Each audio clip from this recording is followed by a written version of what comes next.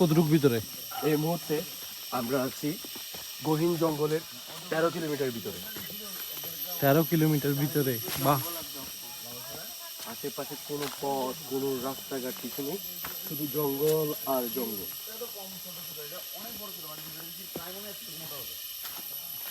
এই জঙ্গলে রয়েছে কিছু বন্য প্রাণী। এই যে দেখুন, বন্য প্রাণীগুলো সামনের দিকে হাঁটছে। আমরা তাদের পিছনে যাচ্ছি। পেছনে যেতে যেতে দেখলাম আমরা একটা উল্লুক। এই দেখুন, এই যে সেই উল্লুক।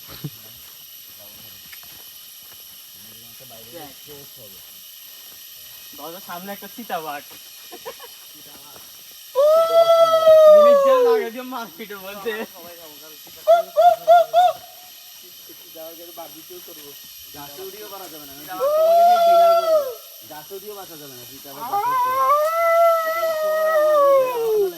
যারা নারকেল গাছে উঠতে পারে তারা আবার এটা দুটি গেলে বাঁচবে। এই লম্বা গাছ ওঠার বাঘের আওয়াজ আসছে, যেমন হচ্ছে এরকম দেখতেছে।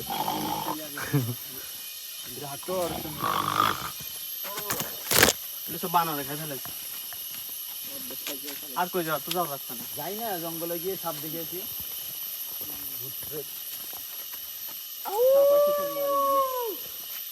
এই সেই জঙ্গল। প্রায় আমরা এখন 14 কিলোমিটার ভিতরে। সামনে কিছু বন্য প্রাণী দেখা যাচ্ছে।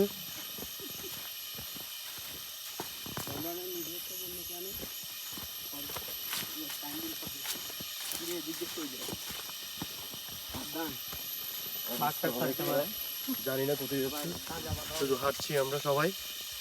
এখন কোন গন্তব্যস্থলে যাই আমরা পৌঁছাবো তাও জানি না। যাচ্ছি কোথায় আমরা এখন?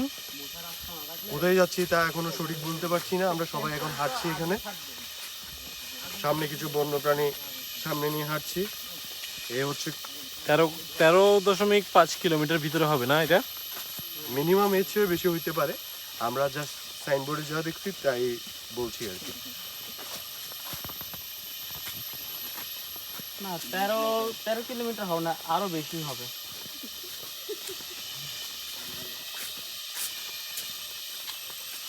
নীরবতা একদম একদম নীরব জায়গাটা। তার মধ্যে সামনে কিছু কি বন্য আছে প্রাণীর আমরা আওয়াজ। নিজেরাও জানি না।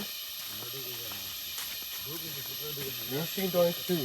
না, সাইনবোর্ডটাতে কিন্তু স্পষ্ট লেখা ছিল ভিতরে যাওয়া নিষেধ। তবু আমরা ঢুকছি, দেখা যাক কোথায় যাওয়া।